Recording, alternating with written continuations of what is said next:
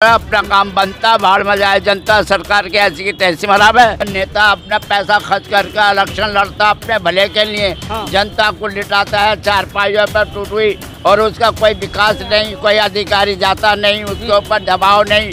बेरोजगारी तो गांव में भी है और शहर में भी है। बीजेपी बोल रही है कि 400 पार, तो कांग्रेस की कितनी पार? ये भी है, हटा दिया करके 2 वोट भी ले लें तो बेईमानी से जीत रहे, ईमानदारी कर कब महंगाई तो आदमी भीख मांगने पे भीख भी ना मिल रही, पब्लिक पैसा भीख कहाँ देगा? सब तो छीन लिया इन्होंने, कौन देगा? सब छीन लिया। हाँ, और क्या।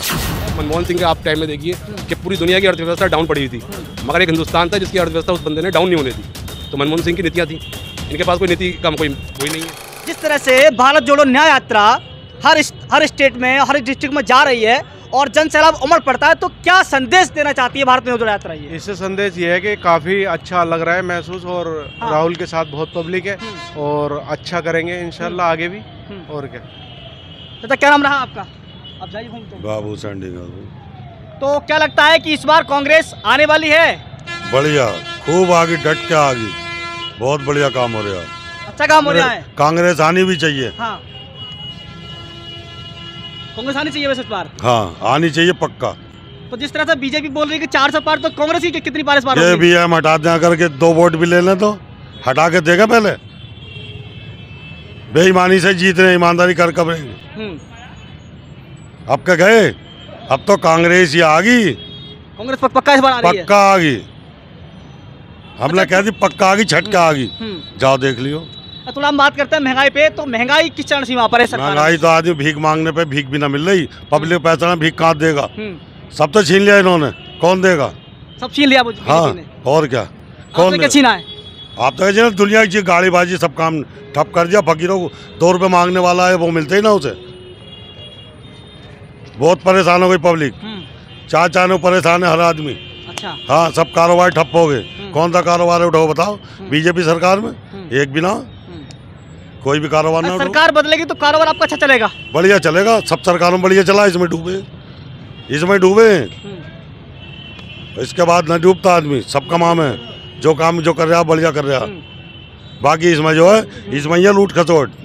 अच्छा। हाँ, किसी कोई ना सुनना। अच्छा। हाँ, चाहे बीजेपी का हो, कोई भी हो, कोई ना सुनना। बीजेपी वाले भी धक्के खा रहे हैं। अच्छा। हाँ, कोई ना सुनना किसी की। क्या नाम रहा आपका? अखलाक हुसैन। अच्छा, क्या लगता है जैसे कि चुनावी मुद्दे चल रहे हैं तरह तरह के, लेकिन इस बार चुनाव में क्या मुद्दे होने वाले कांग्रेस की तरफ से? कांग्रेस की तरफ से जैसे भारत जोड़ो न्याय यात्रा का शुभारंभ हुआ है, उससे तो लगता है कि लोग कुछ बदलना चाहते हैं। और महंगाई का तो आप जानते ही हैं कि चरम सीमा पर है। हाँ।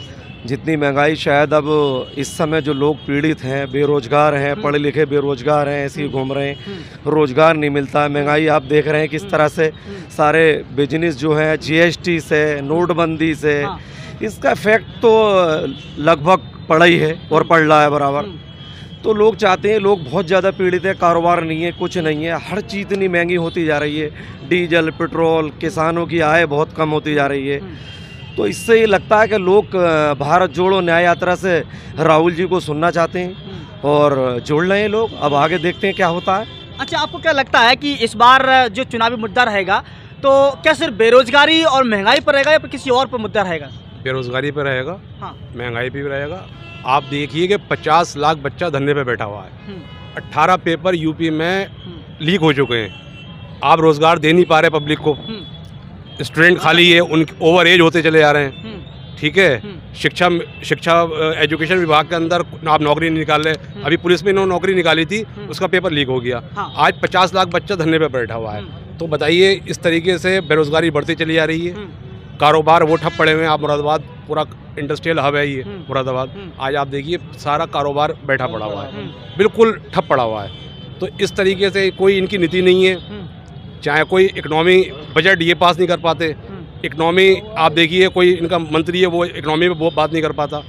तो इनके पास कोई नीति नहीं है, वन मैन शो है, वन मैन शो, जो वो कहता है वो हो रहा है।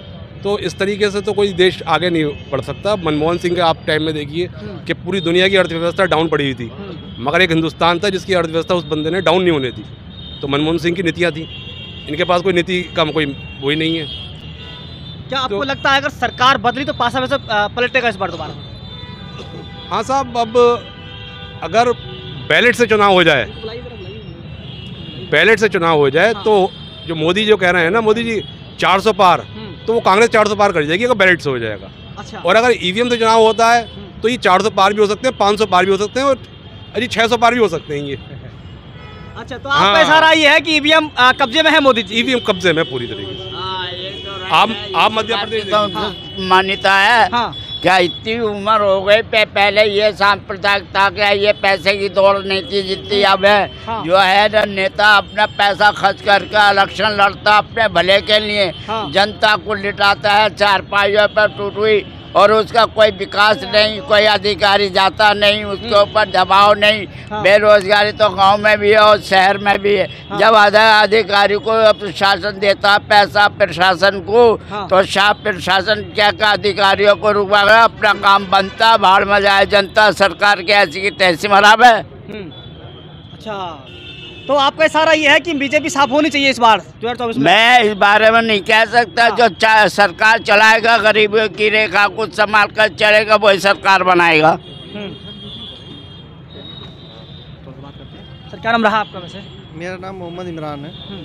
तो क्या लगता है जिस तरह से ये जनता ये लगातार आरोप लगाती चली जा रही है कि महंगाई है, बेरोजगारी बहुत ज़्यादा है और ईवीएम भी मोदी जी के कब्जे में है, चुनाव आयोग मोदी जी के कब्जे में है, तो क्या ये आरोप सभी सही है? आरोप नहीं लगा रही, ये तो सच्चाई बोल रही है जनता कि बीजेपी अगर इस चीज़ को साइड कर दे। ये बीजेपी के पास एक तो ये है ना कि हिंदू मुस्लिम मंदिर मस्जिद, इसके अलावा कोई मुद्दे नहीं है। इसी पे जो बेवकूफ़ बना देती है पब्लिक को, उसी पे इलेक्शन निकालती है अपना।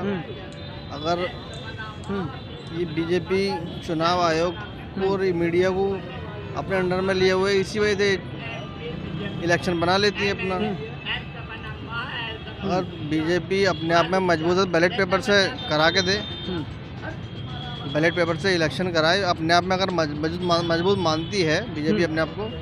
अब इन लोगों का क्या है, जो इन्होंने बोल दिया कि हमें ये करना तो करना ही, पब्लिक परेशान रहती है। जैसे अभी पीछे ड्राइवरों के लिए इन्होंने कानून निकाला था एक, अभी इतने किसान परेशान हैं, इनके ऊपर कोई फ़र्क नहीं पड़ता। ये तो उद्योगपतियों की सरकार है। जो मीडियम क्लास का इंसान है वो तो लो होता जा रहा है बिल्कुल।